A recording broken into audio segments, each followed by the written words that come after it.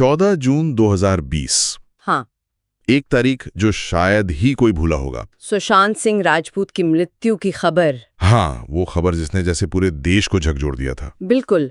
और आज हम जिस स्रोत का विश्लेषण कर रहे हैं वो इसी केस पर है। शीर्षक है सुशांत सिंह राजपूत, एक अधूरी कहानी, न्याय अब तक क्यों नहीं मिला।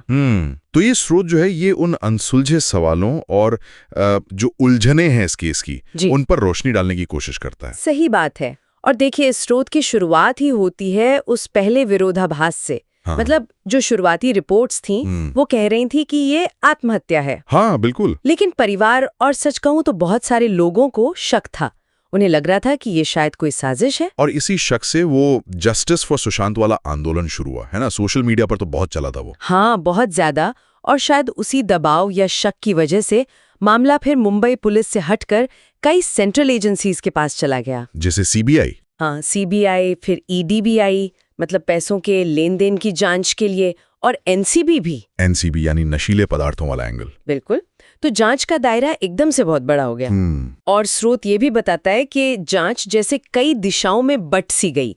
वो जो ड्रग्स वाला एंगल था, जिसमें रिया चक्रवर्ती पर आरोप लगे, गिरफ्तारियां हुई, वो एक बड़ा फोकस बन गया। हाँ, वो तो काफी खबरों में था। लेकिन इस सब में स्रोत के मुताबिक ऐसा लगता है कि जो असल सवाल था कि मौत हुई कैसे, आत्महत्या थी या हत्या, वो कहीं पीछे छूट गया। हाँ, मतलब उसका कोई निर्णायक जवाब वो आज तक सामने नहीं आ पाया है। ये वाकई में सोचने वाली बात है कि इतनी सारी बड़ी बड़ी एजेंसियां लगीं और फिर भी स्थिति साफ नहीं हुई।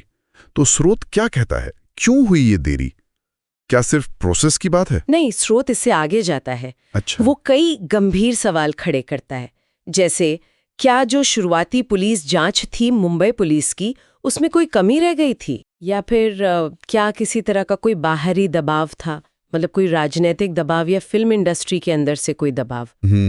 ये बातें भी उठी थी उस वक्त। हाँ, या फिर जैसा बहुत लोग मानते हैं, क्या कुछ प्रभावशाली लोगों को बचाने की कोशिश हुई।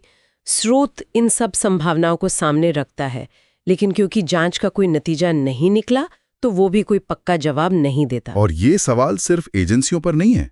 वो जो #justice for Sushant bar bar trend करता था सोशल मीडिया पर, हाँ, वो दिखाता है कि लोगों के मन में भी व्यवस्था को लेकर, सिस्टम को लेकर एक तरह का अविश्वास या सवाल पैदा हुआ है। स्रोत इस बात को भी नोट करता है। बिल्कुल। और ये भरोसे की कमी सिर्फ जांच पर नहीं थी। स्रोत ये भी इशारा करता है कि ये मामला इतना भावनात्मक क्यों बना लोगों के लिए। क्यों? क्योंकि सुशांत, जैसा लेख में लिखा है, वो सिर्फ एक एक्टर नहीं थे।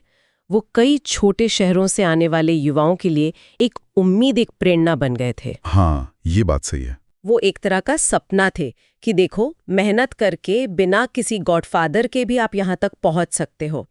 तो उनकी मौत ने जैसे उस सपने पर भी एक सवाल लगा दिया। अब देखिए, इतने साल हो गए हैं, मीडिया में भी अब वो पहले जैसी गहमा गहमी नहीं है, काफी हद तक शांति है। हाँ, अब उतनी बात नहीं होती। लेकिन आम लोगों के मन में वो सवाल तो शायद अभी भी जिंदा है। तो क्या लगता है, ये केस कभी सुलझेगा?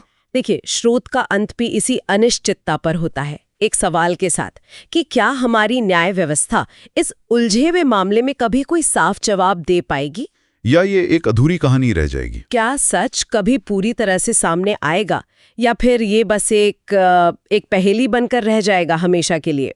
यही सवाल स्रोत आखिर में छोड़ता है। और ये हमें भी सोचने पर मजबूर करता है ना, कि जब इतने हाई प्रोफाइल मामले में सच ढूंढना इतना मुश्किल, इतना लंबा हो जाता है, तो ये सिर्फ हमारे सिस्टम की धीमी चाल है, या ये कुछ और इशारा करता है, शायद कि कुछ सच कभी सामने आते